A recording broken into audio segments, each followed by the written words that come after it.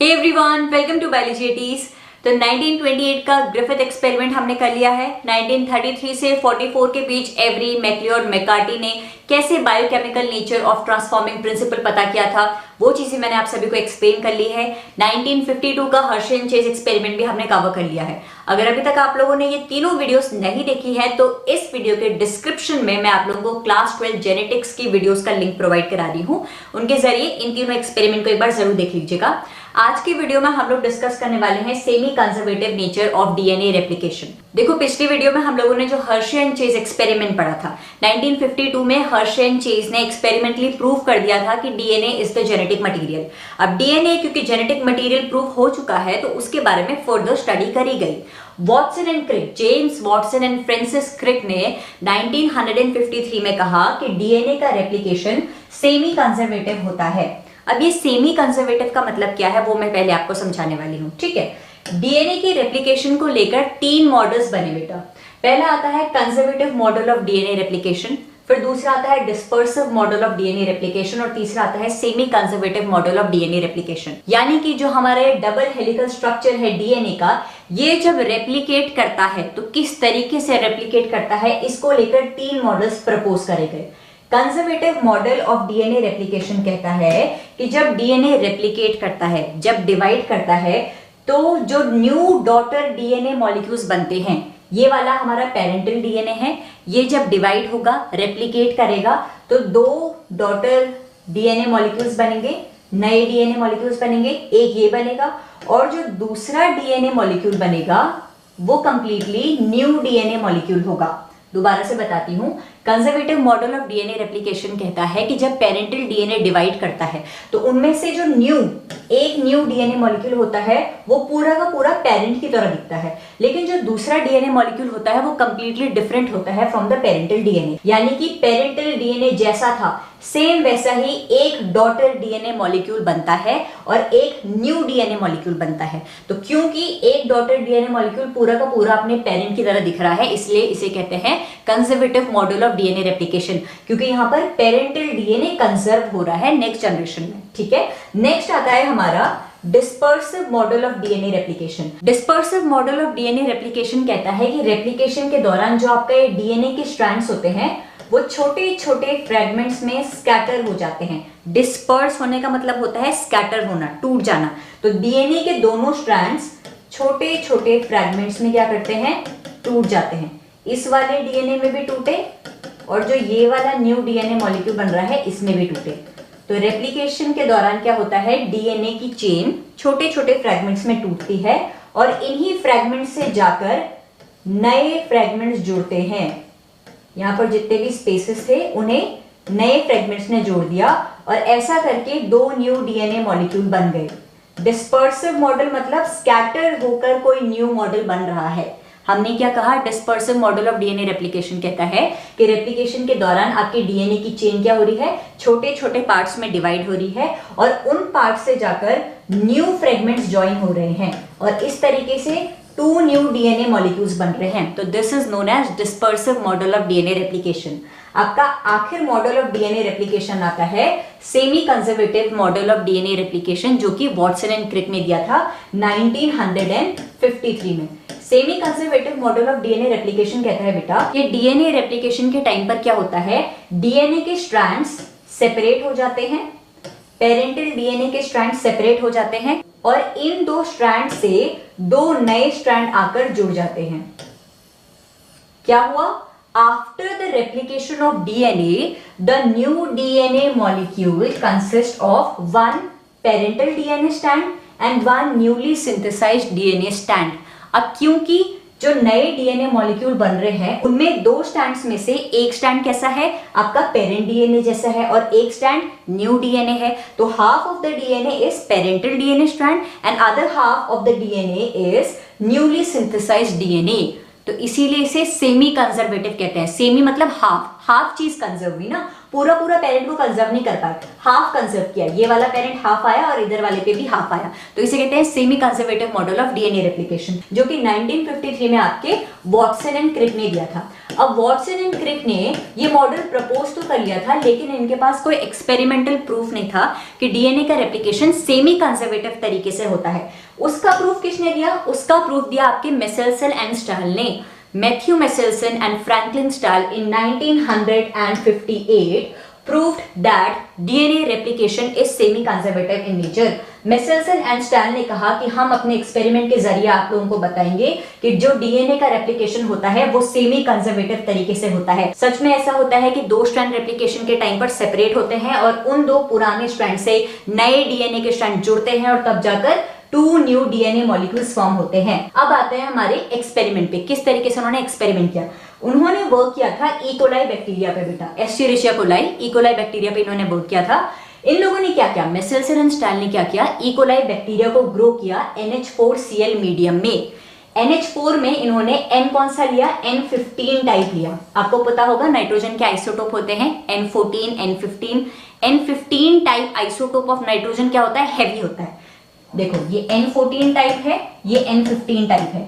इसका atomic mass कितना है, 15 है, इसका 14 है, तो ऑब्वियसली भारी कौन होगा, N15 वाला भारी होगा ना। तो इन लोगों ने क्या किया, इन लोगों ने इकोलाई को ग्रो किया NH4Cl के मीडियम में, जिसमें N कौन सा आइसोटोप था, N15 टाइप था। तो ये हमारा इकोलाई का बैक्टीरिया है, इसे NH4 के मीडियम में ग्रो किया गया। ये बैक्टीरिया ग्रो किया, रेप्लिकेट हुआ, बहुत सारी जनरेशंस प्रोड्यूस हुई, ठीक है। अब क्या हुआ, जो बैक्टीरिया के अंदर डीएनए था, ये हमारा सपोज इकोलाई बैक्टीरिया है, इसके अंदर डीएनए प्रेजेंट है। बैक्टीरिया के डीएनए ने नाइट्रोजन को एब्जॉर्ब कर लिया, ठीक है। अब देखो क्या होता है, सेंट्रीफ्यूगेशन हमने हर्शेनचेज एक्सपेरिमेंट में पढ़ा था। सेंट्रीफ्यूगेशन क्या होती है, एक प्रोसेस होती है जिसमें हम स्पिनिंग करते हैं। स्पिनिंग के जरिए हमें पता चलता है कि जो भारी चीज है वो ट्यूब के नीचे सेटल हो जाएगी, जो हल्की चीज है वो ट्यूब के ऊपर आएगी। तो यहाँ पर भी अगर हम जो इकोलाई हमने यहाँ NH4Cl मीडियम में ग्रो करे हैं, इनको सेंट्रीफ्यूज करें तो हम पाएंगे कि जो इकोलाई का डीएनए है ना बेटा, N15 टाइप, ये डीएनए ये नीचे सेटल हो जाएगा, क्योंकि N15 क्या होता है, हैवी आइसोटोप होता है। मैथ्यू मेसेल्सन और फ्रैंकलिन स्टाल ने सेंट्रीफ्यूगेशन टेक्निक के लिए caesium chloride density gradient use किया। जैसे कि मम्मी जब घर में चटनी बनाती है तो जब वो मिक्सर में धनिया, पुदीना, प्याज ये सब डालती है, उसके साथ साथ क्या डालती है, कुछ लिक्विड मीडियम में डालती है ना, पानी भी डालती है ताकि अच्छे से मिक्स हो सके। उसी तरीके से मैथ्यू मेसेल्सन और फ्रैंकलिन स्टाल ने सेंट्रीफ्यूगेशन के लिए क्या यूज किया, सीजियम क्लोराइड यूज किया, यानी कि इस ट्यूब के अंदर सीजियम क्लोराइड भर दिया। अब NH4Cl में जो इकोलाई बैक्टीरिया उन्होंने ग्रो करे थे, उन बैक्टीरिया का डीएनए एक्सट्रैक्ट किया, डीएनए को सेंट्रीफ्यूज किया और उन्होंने पाया कि ये डीएनए यहाँ नीचे सेटल हो गया, क्योंकि डीएनए हैवी था, उसके अंदर N15 टाइप आइसोटोप प्रेजेंट था, हैवी था, तो इसीलिए वो नीचे सेटल हो गया। तो मैथ्यू मेसेल्सन और फ्रैंकलिन स्टाल को इतना पता चल गया कि जिन भी बैक्टीरिया के डीएनए में N15 प्रेजेंट होगा वो नीचे सेटल कर जाएंगे, क्योंकि N15 भारी होता है। अब इन लोगों ने क्या किया, इन लोगों ने इस इकोलाई बैक्टीरिया को, खूब सारे इकोलाई बैक्टीरिया को इन्होंने ग्रो किया दूसरे टाइप के NH4Cl मीडियम में, जिसमें N14 टाइप था। अब हमने क्या किया, इनमें से कुछ इकोलाई बैक्टीरिया उठाए और हमने NH4Cl दूसरे टाइप के मीडियम में रख दिए, जहां पर N14 टाइप था। अब खुद ही सोचो, ये लाइटर है, ये हेवियर है, अगर हम सेंट्रीफ्यूज करेंगे तो इस बार सेंट्रीफ्यूगेशन में N14 कहाँ आएगा, ऊपर आएगा ना, क्योंकि N14 तो लाइट होता है। तो हमने क्या किया, NH4Cl जो N15 में ग्रो किए थे बैक्टीरिया, उनको दूसरे वाले NH4Cl में रख दिया, जहां पर N कौन सा है, N14 टाइप है, लाइटर N है, लाइटर आइसोटोप ऑफ नाइट्रोजन है। तो यहां पर हमने इकोलाई को सेवरल जनरेशन तक ग्रो करने दिया, रेप्लिकेट करने दिया। तो ऑब्वियस सी बात है कि इकोलाई के बैक्टीरिया ने यहाँ पर N14 टाइप को एब्जॉर्ब किया होगा, जिस मीडियम में वो ग्रो करेगा उस मीडियम के नाइट्रोजन को वो एब्जॉर्ब करेगा। यहाँ पर सारे डीएनए ने N15 को एब्जॉर्ब किया था, अब यहाँ पर वाले डीएनए ने N14 को एब्जॉर्ब किया। तो उन्होंने काफी जनरेशंस तक देखा कि डीएनए में कौन सा टाइप का नाइट्रोजन प्रेजेंट है, N15 टाइप प्रेजेंट है, पुराना वाला अभी भी प्रेजेंट है, या फिर नया वाला N14 ने पुराने वाले N15 को रिप्लेस कर दिया है। वो ऑब्जर्वेशन अब हम जानेंगे। अभी तक हमने क्या पढ़ा कि इकोलाई को हमने NH4Cl मीडियम में ग्रो किया, जिसमें N15 टाइप का था। इकोलाई के डीएनए ने N15 को एब्जॉर्ब किया, खूब सारे इकोलाई ग्रो हो गए। अब हमने N15 टाइप इकोलाई को दूसरे NH4Cl मीडियम में ग्रो किया, जहां पर नाइट्रोजन N14 टाइप था। तो क्या हुआ, इन सेल ने अब N14 को एब्जॉर्ब करना शुरू किया और इसके बाद सेंट्रिफिकेशन के जरिए मेसेल्सन और स्टाल ने ये पता लगाने की कोशिश करी कि डीएनए के जो स्ट्रैंड्स है उनमें अभी भी ये पुराने वाले मीडियम का N15 प्रेजेंट है या फिर पूरे सारे स्ट्रैंड्स ने N14 को एब्जॉर्ब कर लिया है। अब आओ, जो इकोलाई की साइकिल होती है वो 20 मिनट्स की होती है, यानी कि हर 20 मिनट में इकोलाई बैक्टीरिया रेप्लिकेट करता है, डिवाइड होता है। तो क्या हुआ, अभी तक हमारे पास क्या था, N15 में ग्रो कर रहे इकोलाई बैक्टीरिया थे। ठीक है, हमने क्या पता किया, हमने जाना कि N15 में जब इकोलाई को ग्रो किया था तो उसके दोनों स्ट्रैंड कैसे थे, N15 टाइप थे। दोनों स्ट्रैंड्स ने नाइट्रोजन के N15 टाइप आइसोटोप को एब्जॉर्ब कर लिया था, तो इसीलिए मैंने दोनों स्ट्रैंड आपके येलो कलर के दिखा दिए, दोनों N15 टाइप स्ट्रैंड्स हैं। सेंट्रिफिकेशन में क्या पता चला, सेंट्रिफिकेशन में पता चला कि डीएनए नीचे आ रहा है भाई, क्योंकि N15 हैवी होता है। ठीक है, अब हमने N15 में ग्रो हो रहे इकोलाई को ट्रांसफर कर दिया NH4Cl मीडियम में, जहां पर N14 टाइप है, यहां पर भी बैक्टीरिया को ग्रो करने दिया। अब क्या हुआ बेटा, देखो 20 मिनट्स की साइकिल थी, 20 मिनट्स बाद ये डीएनए क्या करेगा, रेप्लिकेट करेगा। 20 मिनट्स बाद ये देखा गया सेंट्रिफिकेशन के जरिए कि जो सेंट्रिफिकेशन की ट्यूब है ना बेटा, वहां पर एक बैंड फॉर्म हो रहा है बीच में, ना नीचे फॉर्म हो रहा है ना टॉप पे फॉर्म हो रहा है, बीच में फॉर्म हो रहा है, यानी कि यहाँ पर कुछ हाइब्रिड चीज ऑब्टेन हुई है। एक ऐसा मॉलिक्यूल ऑब्टेन हुआ है जिसके पास N14 का स्ट्रैंड भी है और N15 का स्ट्रैंड भी है। कैसे ये चीज कब मुमकिन है, ये चीज तब मुमकिन है जब डीएनए के स्ट्रैंड रेप्लिकेशन के टाइम पर अलग अलग हुए होंगे और न्यू डीएनए मॉलिक्यूल बनाने के लिए इनसे कोई और नया स्ट्रैंड जुड़ा होगा। अब यहां पर क्या हुआ, हर डीएनए के मॉलिक्यूल के पास एक N14 टाइप है, इसके पास भी N14 टाइप है, और एक कैसा है, N15 टाइप है, ये येलो कलर वाला N15 टाइप है।